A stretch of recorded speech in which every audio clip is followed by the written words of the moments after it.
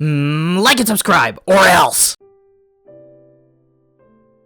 I think there's something magical, something beautiful when you sit down to watch a Hayao Miyazaki film. You can't really describe into words what exactly makes one of his films so special, but I think that's exactly why his films, well, are so special in the first place. You don't really need words to describe his filmography because I don't think words can do them justice. I mean, sure, you can talk about how beautifully animated his films are, how invested you are in his characters, and maybe even the thematic messages and ideas he's trying to communicate, but what you can't articulate is the specific experience you have when immersing yourself in his sandbox, nor can you really explain the sort of emotion you feel when watching his films because there's not really one thing or sentence that best sums up how you feel, and I think any filmmaker who can leave their audience speechless that way makes for a master of that craft, and Miyazaki is certainly a master. The worlds that Hayao Miyazaki creates, the characters that he inhabits in these fantastical settings, to live out their lives the way any of us would live out our own lives, the settings and characters of Miyazaki's work feel less like a backdrop for a story to take place, and more like an actual fleshed out environment that you could see existing.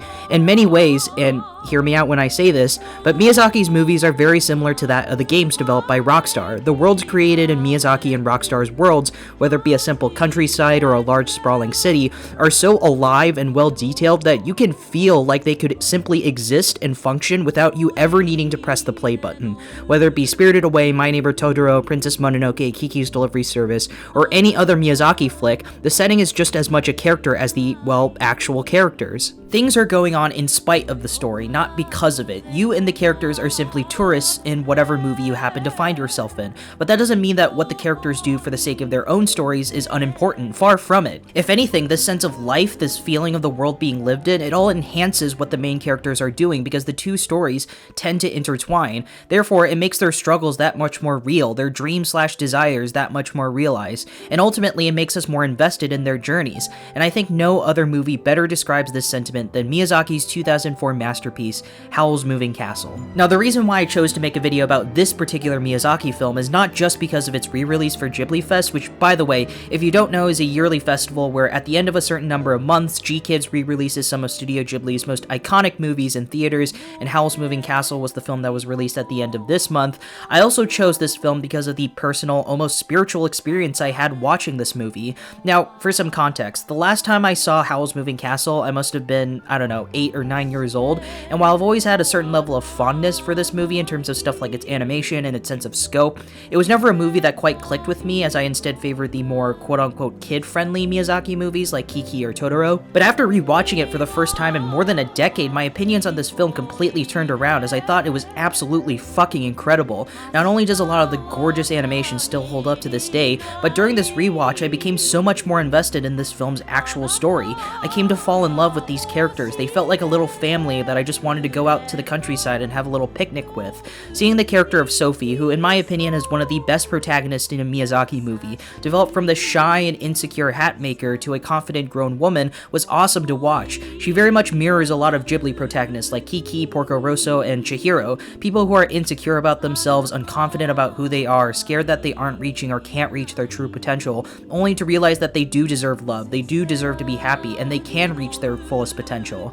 But Sophie stands out because not only does she go through this transformation herself, but her determination and her gutsiness to find that happiness helps elevate the surrounding characters as well, particularly the character of Howl. Seeing Sophie fall in love with this sexy wizard dubbed by Christian Bale not only helps her become the person she wants to be, but the person Howl wants to be himself. He even says so to Sophie, stating, quote, "I'm through running away. I finally found someone I want to protect. You." Oh my god, if that doesn't make your heart melt, I don't know what does. But going back to this idea of love, I think that's the best way to sum up what this film is really about. Love, compassion, being true to yourself, seeing that life is in fact worth living. Sure, there are other things that this movie is about too, the most obvious of which is this film's clear anti-war stance, a theme that Miyazaki was adamant about including as he wanted the film to be his way of criticizing the US invasion of Iraq in 2003. But I think all these additional themes about war, feminism, old age versus youth, they are all in service of two things above all else: love and compassion. In 2013, 2013, Miyazaki has revealed that he considers Howl's Moving Castle to be his favorite creation, stating, quote, "I wanted to convey the message that life is worth living, and I don't think that's changed." And I think he completely nails it on the head. Howl's Moving Castle is technically a romance, and to quote myself from my Makoto Shinkai video, this film isn't a love story, it's a story about love. Yes, the film follows this romance between Sophie and Howl and how their love for each other grows as the story progresses, but the movie is more than just a simple love story, it's a story more about internal love instead of external.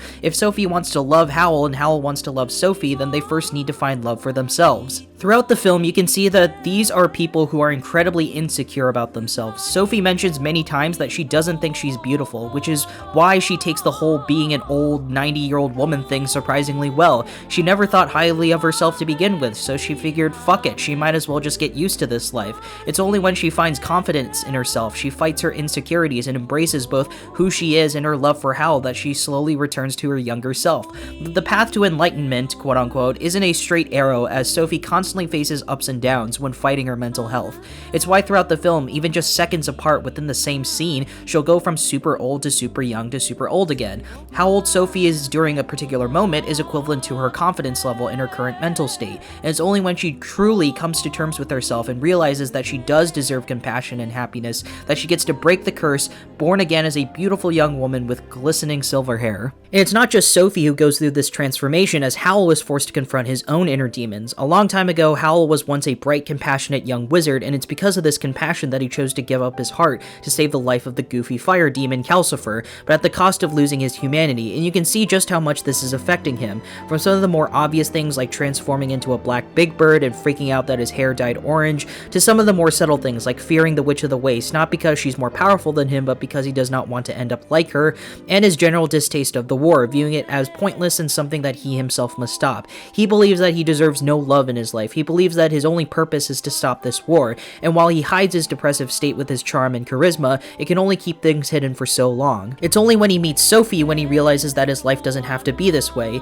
Yes, he still wants to stop this violent war that started because of Madame Suleiman's selfish, almost sadistic desire to cause conflict, but gradually it's become less because he sees it as his duty and more out of his love for Sophie, to create a future where he and Sophie can live and love together forever.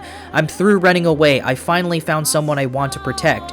You." He does it for love, just like how a lot of people these days would do certain things that they aren't comfortable with doing for love. It makes us stronger, better people, that life is worth living if you choose to spend it with people who love you and you love them. That's really fucking awesome, and while it's a bit sad it only took this recent rewatch as a fully grown, semi-depressive adult to finally figure out what this film is about, I'm just glad that I finally get it now. Anyway, that's all I really want to say for now. As far as Ghibli films go, this is definitely one of the meatier, more in-depth movies of Miyazaki's filmography that deserves to be picked apart, as there is a lot more that this movie is trying to say, especially with its pacifist, anti-war message that I only scratched the surface of that I might further explore in a part 2 of this video. But I think for now I'll end it there, because this theme about love and compassion, that life is worth living, that's what matters most to me, and I'm really glad that I get it now. Thank you, Hayao Miyazaki, so much for making such beautiful movies, and thank you, Studio Ghibli, for making the films that you do. You have shaped me to become the person that I am today, and I will forever be grateful for that. This is Timmy from Tim Jong-un Productions, signing off.